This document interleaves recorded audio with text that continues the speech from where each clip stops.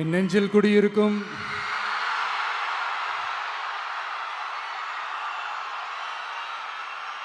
கரூர் சொந்தங்கள், உங்கள் அனைவருக்கும் என்னுடைய வணக்கம்.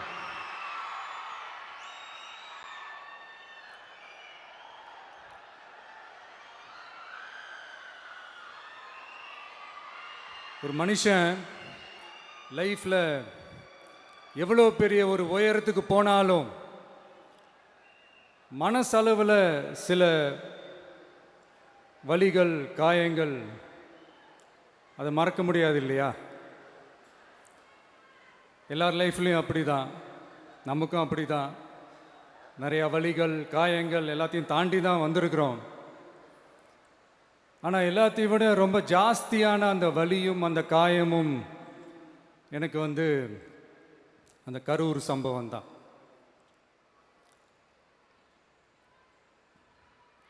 மக்களை சந்திக்கணும், மக்கள் பிரச்சனைகளை எடுத்து பேசணும். அதுக்காக தான் அந்த மக்கள் சந்திப்பு பயணத்தை தொடங்கி திருச்சி, அரியலூர், நாகப்பட்டினம், திருவாரூர், நாமக்கல், கரூர் அப்படின்னு சொல்லிட்டு போயிட்டுருந்தோம். அரியலூரில் அந்த மீட்டிங் முடிச்சுட்டு பெரம்பலூர் போகிறதுக்கு முன்னாடி அந்த பெரம்பலூர் போலீஸ் எங்களை அலர்ட் பண்ணாங்க. சரிங்க, கூட்டம் கொஞ்சம் ஜாஸ்தியாக இருக்குது, லேட் ஆகிடுச்சு, வராதிங்க அப்படின்ட்டு. So we had no choice. Police சொன்னால் நம்ம அதை ஒபே பண்ணி தானே ஆகணும். அதே நேரத்தில் பெரம்பலூர் மக்களோட அந்த சேஃப்டியும் மைண்டில் எடுத்துக்கிட்டு ஒரு மன வலியோடவே திரும்ப போயிட்டோம். அதுக்கப்புறம் பெரம்பலூர் தொகுதி மக்களுக்கு மன்னிப்பும் கேட்டோம்.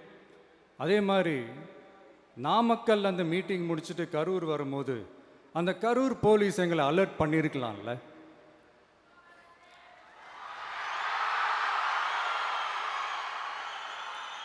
இல்லை சார், இங்கே எதிர்பார்த்ததை விட கொஞ்சம் கூட்டம் அதிகமாக இருக்குது, கண்ட்ரோல் பண்ண முடியல, வராதிங்க. அண்ட் போலீஸ் நினச்சா அவங்க அந்த மீட்டிங்கே கேன்சல் பண்ணலாம். ஏதோ தப்பாக இருக்குது, ஏதோ தப்பாக தோணுது அப்படின்னு நினச்சிட்டாலே they have all the rights to cancel the meeting. எங்ககிட்ட கேட்கணும்லாம் ஒன்றும் அவசியமே கிடையாது. ஆனால் அதையெல்லாம் எதுவுமே செய்யாமல் அந்த ஹைவேல இருந்து அந்த ஸ்பாட்டுக்கு போலீஸே எங்களை உள்ளே கூட்டிகிட்டு வந்து விட்டு அந்த நாடகம்லாம் இருக்கு பாருங்க.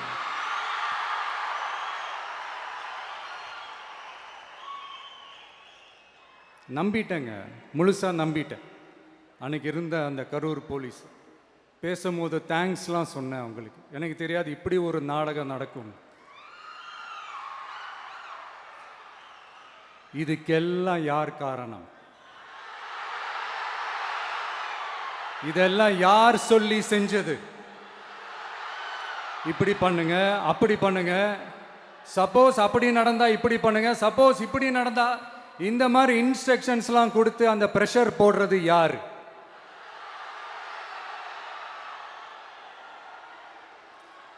அந்த சம்பவத்தில் நம்ம யாரெல்லாம் இழந்திருக்கோம் தெரியுமா? ஒரு டிவியில் என் படமோ பாட்டோ வந்துச்சுன்னா, அம்மா விஜய் மாமா, அம்மா விஜய் மாமா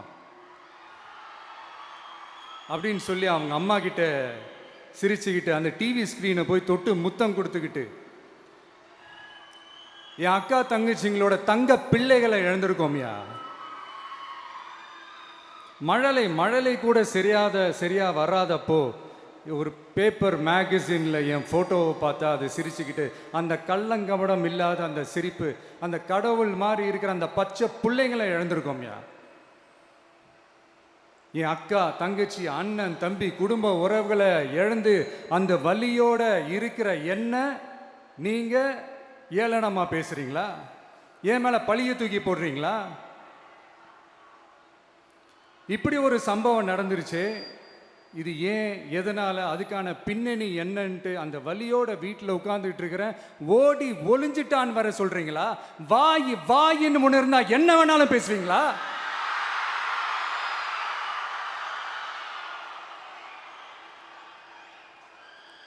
மக்களே, நான் உங்களையே கேட்குறேன். அன்னைக்கு அத்தனை க்ரௌடு இருந்துச்சு, அந்த க்ரௌடுக்கு தகுந்த மாதிரி போலீஸ் பாதுகாப்பு கொடுத்தாங்களா? இந்த இடத்தை எடுத்துக்க சொல்லி நாங்க தான் சொன்னோம்னு ஒரு போலீஸ் ஆஃபீஸர் பேட்டி கொடுக்கிறாரு. அதுக்கு என்ன அர்த்தம்? இவ்வளோ வலி, இவ்வளோ காயங்கள் கொடுத்துட்டு பழியை தூக்கி நம்ம மேலே போட்டுட்டு அதில் ஒரு அரசியல் ஆதாயம் தேடுறீங்களேயா? இதில் வாய் கூசாம சட்டசபையில் ஸ்டாலின் சார் நம்ம மேலே திருப்பி விட்டு அங்கே ஒரு அரசியல் செய்கிறாரு. அதுக்கு என்ன அர்த்தம்? நமக்காக வந்திருக்கிற மக்களை காக்க வைக்கிறதுக்கு நான் ஒன்றும் ஆதாயம் தேடுற அரசியல்வாதியெல்லாம் கிடையாது. மக்களுக்காக அரசியலுக்கு வந்தவன் இந்த விஜய். எனக்காக எல்லாமும் கொடுத்த என் மக்களுக்காக எல்லாத்தையும் விட்டுட்டு மக்களுக்காக மட்டுமே அரசியலுக்கு வந்தவன் இந்த விஜய். அவங்களுக்காக நன்றி கடன் செலுத்துறதுக்காக மட்டுமே அரசியலுக்கு வந்தவன் இந்த விஜய். உங்களுக்கு தான் இந்த விஜயை பற்றி நல்லா தெரியுமே. ஆனால் நம்ம எல்லாருக்குமே இத்தனை வலிகள் காயங்கள் கொடுத்தவங்களுக்கு இந்த 2026 தேர்தலில் தக்க பதிலடி கொடுத்துட்டீங்க. ஆனால் அது மட்டுமே பத்தாது மக்களே, அது மட்டுமே பத்தாது. காலகாலத்துக்கும் எழுந்திருக்கவே முடியாத அளவுக்கு நிரந்தரமான ஒரு பதிலடியை நீங்க கொடுத்துக்கிட்டே இருக்கணும்.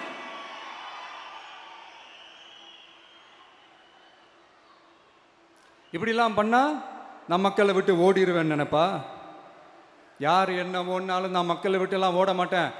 அன்னைக்கும் சொன்னேன், இன்னைக்கும் சொல்றேன், நாளைக்கும் சொல்றேன், தில்லா சொல்லுவேன், கெத்தா சொல்லுவேன். பணமா ஜனமா அப்படின்னு கேட்டா என் ஜனம் தான் எனக்கு முக்கியம்.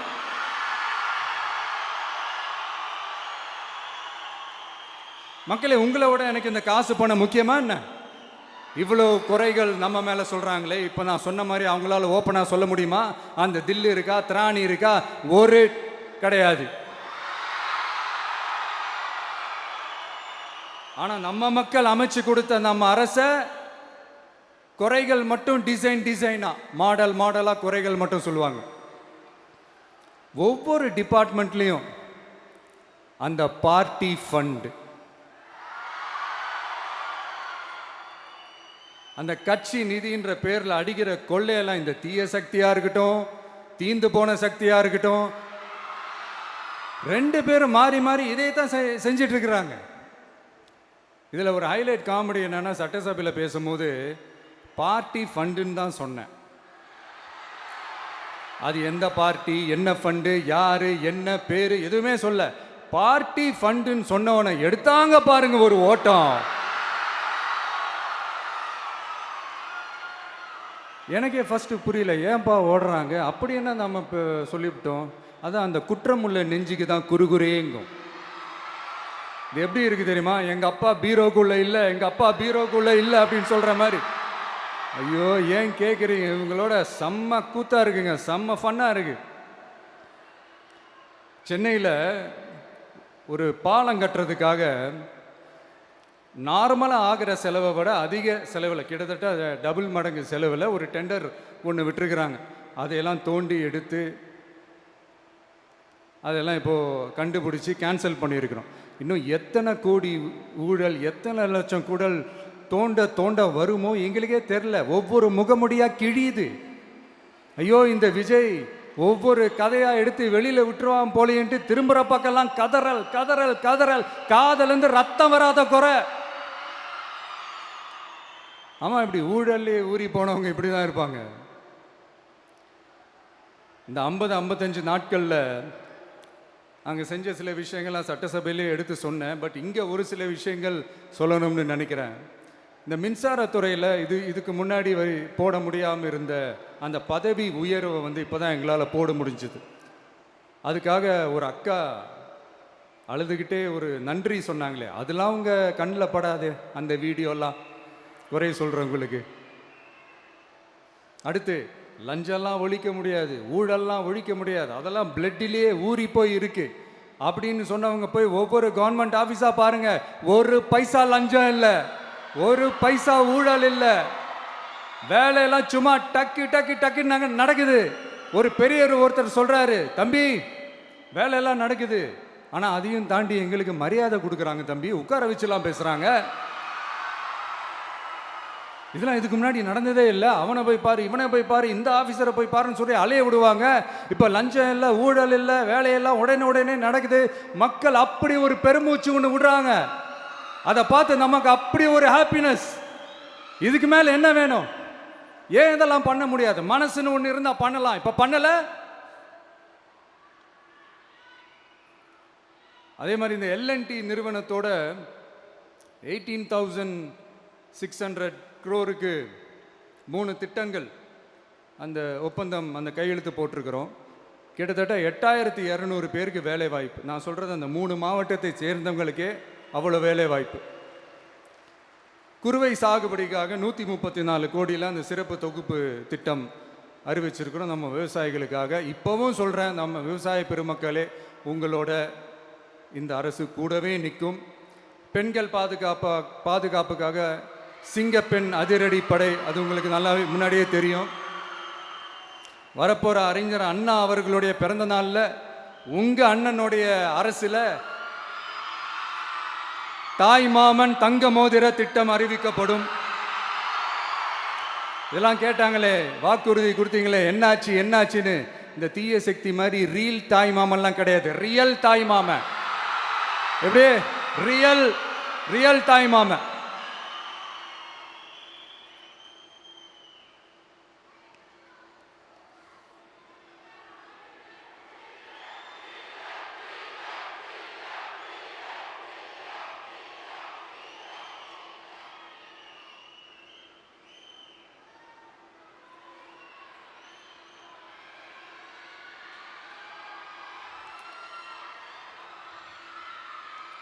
இந்த தீய சக்தியை பற்றி, அவங்க நிர்வாகத்தை பற்றி ஒரு வெள்ளை அறிக்கை ஒன்று வெளியிட்டோம்ல, அது ஷார்ட் அண்ட் ஸ்வீட்டாக சொல்லணுன்னா, ஒரு ஓட்டை பாத்திரத்துக்குள்ளே தண்ணி ஊற்றிக்கிட்டே இருந்திருக்கிறாங்க.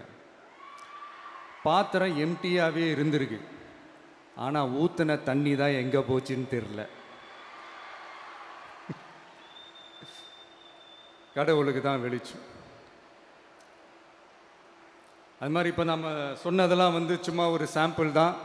இன்னும் வரப்போகிற நாட்களில் உங்கள் அரசனுடைய அந்த விஸ்வரூபத்தை நீங்கள் பார்ப்பீங்க. அடுத்து வாயத்தொடங்க சிஎம். அடாடா, உங்கள் சிஎம் நெஞ்சிலேயே குத்திட்டு வந்தீங்க பாருங்க, அதெல்லாம் வேற லெவல். பேசுங்கன்றீங்க, பேசுனா எந்திரிச்சு ஓடிடுறீங்க. இனிமேல் பேச ஆரம்பிக்கிறதுக்கு முன்னாடி என்ன பண்ணணும் அப்படின்னா, ஒரு நண்பர் ஒருத்தர் சொன்னார், மாண்புமிகு பேரவைத் தலைவர் அவர்களே, எல்லா டோரையும் இழுத்து லாக் பண்ணுங்க அப்படின்னு சொல்லிட்டு தான் பேச்ச ஆரம்பிக்கணும் போல் இருக்கு. ஏன்னா பேசிட்டு இருக்கும் போது எந்திரிச்சு ஓடிடுறாங்க. 5 நிமிஷம் பேசினதுக்கே குளத்தூர்ல கொத்து பரோட்டா போட்டாங்க. இதுக்கு மேலே பேசினா மொத்தமாக முடிஞ்சிடும், பார்த்துக்கங்க. நாம் அரசியல் பேசினா விஜயெல்லாம் அரசியல் பேசலாமா அப்படிங்கிறது. சரிப்பா, நமக்கு எதுக்கு வம்பு, நம்ம பாட்டுக்கு நம்ம வேலையை பார்ப்போம், எதுக்கு அவங்கள பற்றி பேசிக்கிட்டு அப்படின்னு இருந்தால் விஜய்க்கு அரசியலே பேச தெரில அப்படிங்கிறது. இப்படியே மாறி மேகதாது அணையை பற்றி என்ன தெரியும், விஜய் அதை பற்றி பேசலை. இப்படி நம்ம அரசியலுக்கு வந்ததுலேருந்தே ஒரு கூட்டம் குறை மேலே குறையா சொல்லிக்கிட்டு, பாட்டுக்கு பாட்டு கச்சேரி எங்களுக்கும் பண்ண தெரியும், பண்ணலாமா? இந்த மேகதாது அணை சம்பந்தமான அந்த வழக்கில் தமிழ்நாட்டோட பெட்டிஷனை சுப்ரீம் கோர்ட் எப்போ ரிஜெக்ட் பண்ணுச்சு? அப்போ யார் ஆட்சியில் இருந்தா? ஏன் ஒழுங்காக வாதாடல? நீங்கள் ஒழுங்காக வாதாடி இருந்தீங்கன்னா அதை ரிஜெக்ட் பண்ணியிருக்க மாட்டாங்கல்ல. ஏன் ஸ்டாலின் சார் வேணும்னே விட்டுட்டாரா? ஏன் இப்படிலாம் கேள்வி கேட்கலாமா? இப்படிலாம் கேள்வி கேட்டால் தான் மேகதாது அணையை பற்றி பேசுனதா அர்த்தமா? ஏன் அந்த ஸ்டேட்டு சிஎம் பேசுகிறாரு, நீங்கள் ஏன் பேசலை அப்படின்னா, நம்ம ஸ்டேட்டோட உரிமையை எங்கே நிலைநிறுத்தணுமோ அதுக்காக வேலை பார்க்குறது மட்டும்தான் முக்கியம். சும்மா சவால் விட்டுக்கிட்டு சீண்டி பார், நான் யார் தெரியுமா, தொட்டு பார், இப்படிலாம் பேசிக்கிட்டு இருந்தால் வேலைக்கு ஆகாது. சும்மா பேசி பிரச்சனையை வளர்த்துக்கிட்டு யார் மேலே அது பழியை தூக்கி போட்டுட்டு அப்புறம் மக்களை அம்போன்னு தெருவில் விட்டுட்டு இப்படி தான் ஒரு அரசியல் பண்ணணும்னா அந்த அரசியல் நமக்கு தேவையும் இல்லை, அதை நம்ம செய்யவும் போகிறதில்ல. Talk less work more mode தான், அதுதான் நம்ம பாலிசியே. அதனால தான் சட்டசபையில் அந்த அரசினர் தீர்மானம்னு சொல்லி ஒன்று கொண்டு வந்தோம். அதை எப்படி டு டேக் இட் ஃபார்வர்ட், எப்படி கொண்டு போகணுமோ அதை சரியாக செய்வோம். சென்ட்ரல் கவர்மெண்ட்லேருந்து அந்த டீலிமிட்டேஷனை திரும்ப கொண்டு வர போகிறதா ஒரு பேச்சு ஒன்று அடிபடுது. யார் என்ன டீலிமிட்டேஷன் கொண்டு வந்தாலும் தமிழ்நாடு அது ஒத்துக்காது. நமக்கான இடத்தை யாரும் பறிக்கவும் முடியாது, அது பறிக்கவும் விட மாட்டோம். இப்படி நாம் இருக்கும் போது இந்த தீய சக்தி திமுக எங்கே போய் நிற்குது, யார் கதவை தட்டிக்கிட்டு நிற்குது, அது உங்களுக்கே நல்லா தெரியும். மக்களே, இந்த தீய சக்தியும் தீந்து போன சக்தியும் வேறலாம் இல்லை, கூட்டு களவாணிங்க. சொல்ல முடியுமா அவங்களால? எங்களுக்குள்ள ஒட்டும் இல்லை, உறவும் இல்லை, அறிவிக்க முடியுமா? நிரூபிக்க முடியுமா?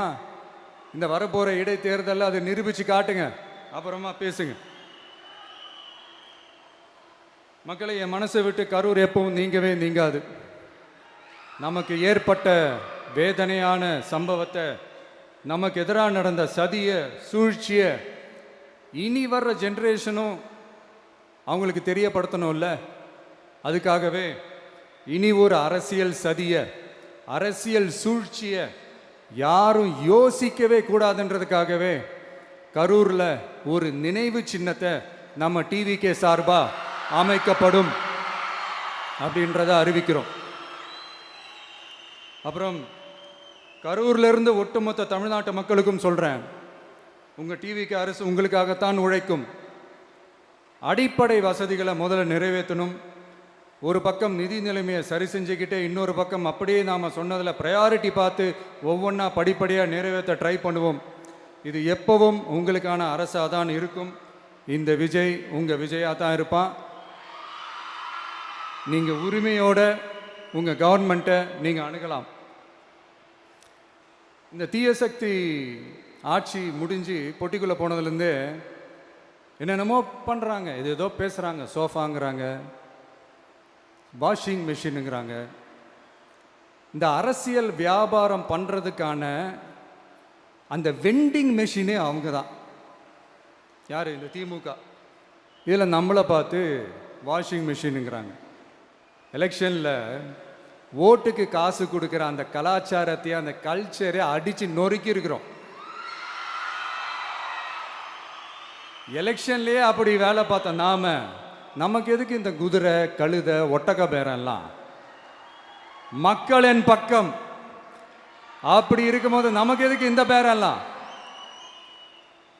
இந்த திருட்டு திமுக ஆட்சியை வச்சுக்கிட்டு ஊரடிச்சு ஒலையில போட்டு இந்த கொள்ளையை அடிச்சதுனால தான் உங்க கரூர் கம்பெனி ஓனர் ஒருத்தர் எங்க எங்க இருக்காருன்னே தெரியாம ஓடு ஓடு ஓடு ஓடு ஓடு ஓடு ஓடு ஓடு வராம் பாரு வேட்டக்காரன் ஓடினே இருக்கிறாரு. இன்னொருத்தர் ஃபாரின்ல போய் ஒளிஞ்சுக்கிட்டார். ஃபாரின் ஸ்டாலின் சார்ன்னு நினச்சிட போறீங்க. அவர் இல்லை. எனக்கு எப்பவுமே ஸ்டாலின் சார் மேலே ஒரு தனி பாசம் ஒன்று உண்டு. அவர் கிடையாது, இவர் வேற. சிங்கப்பூருக்கு செக்கப்புக்கு போனார்ல அவர். இன்னும் தோண்ட தோண்ட எத்தனை பேர் மாட்ட போகிறாங்களோ தெரில. உங்ககிட்ட யாராவது லஞ்சம் ஏதாவது கேட்டாங்கன்னா கொடுக்க முடியாது சொல்லுங்க, நான் இருக்கேன் உங்களோட. அப்படியே யாராவது ஃபோர்ஸ் பண்ணாங்கன்னா இது எங்க மகன், எங்க புள்ள, எங்க அண்ணன், எங்க தம்பி, எங்க விஜய், எங்க விஜயோட ஆட்சின்னு ஸ்ட்ராங்கா சொல்லுங்க. மக்களை, நீங்க கூட இருக்கும் போது லஞ்ச ஊழல் மட்டும் இல்லை, அதிகாரத்தை வச்சு ஆட்டம் போடுற யாரா இருந்தாலும் அடங்கிடுவாங்க. இந்த கடமை, கண்ணியம், கட்டுப்பாடுன்ட்டு ஒரு காலத்தில் கொள்கையோடு இருந்த கட்சியெல்லாம் இன்னைக்கு எப்படி இருக்கான்னு உங்களுக்கே தெரியும். அதாவது இந்த டிவிகே கட்சியோட தலைவரை எதிர்க்கிறதுல ஒரு நியாயம் இருக்கு. ஏன்னா உங்க பொழப்பில் மண்ணள்ளி போட்டான். என்ன இந்த ஊழல் லஞ்சம்லாம் பண்ண மாட்டேன்னு சொல்லி உங்கள் அரசியலையே ஒரு தெருமுனைக்கு கொண்டாந்து விட்டான். மக்கள் வேற அவனை தான் நம்புகிறாங்க. ஸோ இந்த விஜயை எதிர்க்கிறதுல ஒரு அரசியல் நியாயம் இருக்குது, அதை புரிஞ்சுக்கலாம். ஆனால் இன்னைக்கு இந்த விஜயை மக்கள் ஓட்டு போட்டு ஜெயிக்க வச்சு ஒரு தீர்ப்பை கொடுத்து மக்களுக்காக வேலை செய்கிறதுக்காக முதலமைச்சராக உட்கார வச்சிருக்கிறாங்க. என்னமோ இன்னமும் நீங்கள் தான் ஆட்சியில் இருக்கிற மாதிரி. விஜய் கரூருக்கெல்லாம் போகக்கூடாது, விஜய் இங்கே போகக்கூடாது, அது செய்யக்கூடாது, இது செய்யக்கூடாதுன்னு எனக்கு புரியலையே. ஆட்சியில் இருக்கும் போது தான் இவ்வளோ கட்டுப்பாடெல்லாம் போட்டிங்க, எஸ்ஓபிஸ்லாம் போட்டிங்க, ஸ்டாலின் சார் ஆப்ரேட்டிங் ப்ரொசீஜர்லாம் போட்டிங்க. இப்போவும் அதே பண்ணிட்டு இருந்தீங்கன்னா என்ன சார் நியாயம்? இல்லை, நான் தெரியாமல் தான் கேட்குறேன். இன்னும் கனவுலையே இருக்கிறீங்களா? முதல்ல முழிச்சு வாங்க, ரியாலிட்டிக்கு வாங்க. உங்கள் ஆட்சியெல்லாம் வீட்டுக்கு போய் டிவிக்கேன்னு ஒரு ஆட்சி வந்து ரொம்ப நாள் ஆச்சு. ஒழுங்கா படி என்று சுப்ரீம் கோர்ட் ஓங்கி மண்டேலியே நறுக்கு நறுக்கு நறுக்கு என்று செம்மட்டியாலே அடிச்சும் இந்த திமுக முழிச்சிக்கல அப்படின்னா அப்போ கொஞ்சம் கஷ்டம்தான். வெற்றி தோல்வியெல்லாம் அரசியலில் சகஜம் சார். அதுக்காகலாம் வெறி பிடிச்சி இந்த பதவி வெறி பிடிச்செல்லாம் அலைய தேவையில்லை. நல்ல விதமாகவே சொல்கிறேன், நியாயமான அரசியல் பண்ணுங்க. ஓ, அதுதான் உங்களுக்கு தெரியாதுல்ல. இந்த தீய சக்தி திருத்தவும் முடியாது, அவங்களா திருந்துவாங்கன்னு பார்த்தா அதுவும் நடக்க போகிறதில்ல. அதனால் வரப்போகிற இடைத்தேர்தலில் மக்களே இந்த தீய சக்தி திமுகவை நல்லா வெச்சு வெளுத்து விடுங்க. கான்ஃபிடண்டா இருங்க மக்களே, நல்லதே நடக்கும், வெற்றி நிச்சயம். மீண்டும் சந்திக்கும் வரை நன்றி, வணக்கம்.